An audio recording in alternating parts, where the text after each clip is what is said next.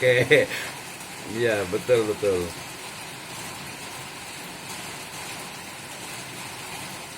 Iya, betul betul.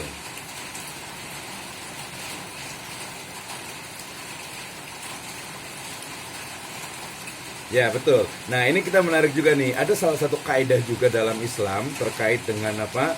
Dengan kebijakan nih, ya polisi ini ya. Jadi, salah satu kaidahnya dikatakan bahwa tasarruful imam ala ro'iyatin manutun bil maslahah. Jadi, kebijakan imam atau kebijakan penguasa terhadap rakyatnya itu adalah berdasarkan atau bersumber berbasiskan maslahat. Nah, ketika tadi ditanya, ya maslahat konteksnya. Jadi ketika pemerintah ini harus mewajibkan misalnya menanam pohon atau menanam kebutuhan pokok misalnya ya. Zaman dulu itu disebut dengan swasembada pangan gitu ya. Dulu kan ada tuh ya swasembada pangan. Ya, ini kenapa penting? Kenapa? Karena faktanya sekarang itu, dan ini terjadi, saya hitung-hitung berkali-kali tentang banyaknya generasi muda yang tidak mau jadi petani, tidak mau menanam, kemudian akhirnya mereka larinya ke dunia industri. Ya, oke, kembali ke pertanyaannya. Jadi, bagaimana nih tasarrufnya imam? Bagaimana kebijakan imam ketika ternyata masyarakat itu malas nih bertani? Nah, tentu saja konteksnya karena tadi adalah maslahat, dia ada step by stepnya, ya. Memaksa atau kursif dengan tadi hukuman itu sebenarnya nanti dia di level paling akhir. Nah, level paling akhir gitu ya, karena kebetulan juga orang tua saya juga petani juga nih Pak Jun juga sampai sekarang gitu ya. Alhamdulillah masih adalah sawah ya beberapa gitu, alhamdulillah gitu ya. Artinya alhamdulillah sawah ada, kebun ada juga, pohon kelapa juga ada juga gitu. Ini tahadus binikmah.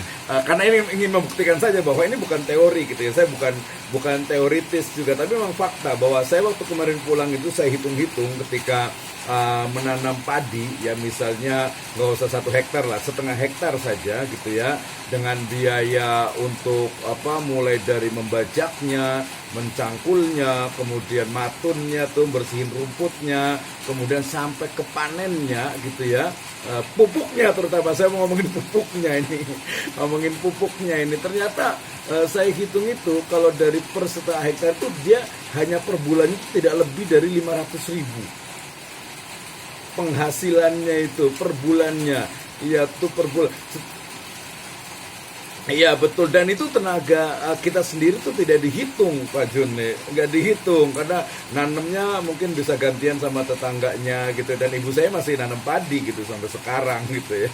Artinya ini bukan teori, ini memang praktek gitu kan ya. Jadi tadi yang saya maksud adalah level pertama tasarrufnya imam, kebijakan imam itu adalah terkait dengan menstimulus agar masyarakat itu mereka memahami tentang mulai dari menanam, pertanian, keperluan kebutuhan pokok gitu ya, memberikan menstimulus kepada agar ya generasi muda misalnya itu mereka ya tertarik dengan agrobisnis atau dengan bisnis pertanian ini gitu ya.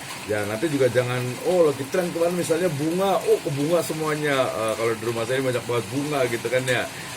Itu bunga semuanya, kemudian nanti kadang mungkin ada yang ketinggalan juga, ada yang kelewat justru malah tadi padinya. Jadi maksud saya tadi ya mungkin usulan ya, jadi level awal itu adalah menstimulus agar memotivasi juga generasi muda untuk mereka tertarik ke dunia pertanian gitu ya. Kemudian juga menstimulusnya juga dengan tadi misalnya harga pupuk yang lebih ini gitu ya, kemudian yang lebih murah tentu saja gitu ya. Nanti kita carilah mekanisme seperti apa. Kemudian berikutnya juga adalah harga nih ya, yang paling kan harga panen nih Pak Jun nih ya. Ketika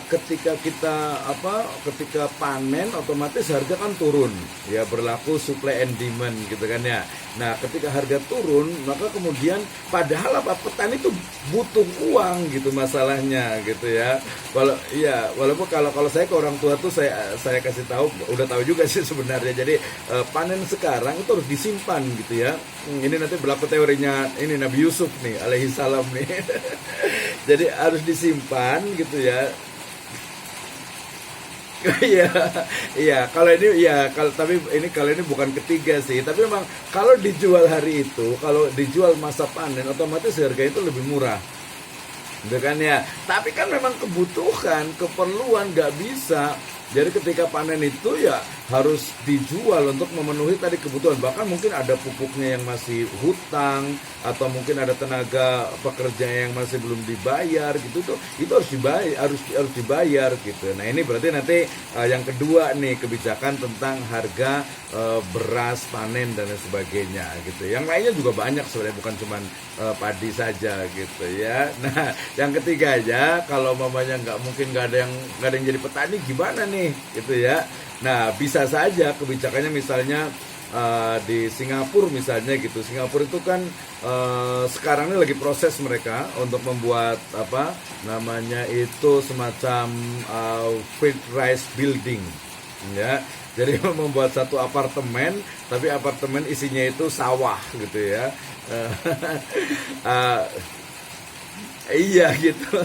Jadi nanti cahaya juga pakai matahari juga gitu. Tapi yang dijual mereka juga bukan padi biasa. Biasa mereka beras yang Brahmasti ya. Itu mereka memang konsumsinya mereka seperti itu. Tapi jangan lupa juga Singapura juga dia punya lahan. Dia sistem itu dia menggarap di Cina. Menggarap ada semacam apa ya? Ya, satu kawasan besar gitu yang digarap dan itu oleh negara. Ini juga sebenarnya kenapa? Karena mereka memang ya beberapa tuh masih makan nasi gitu kan ya.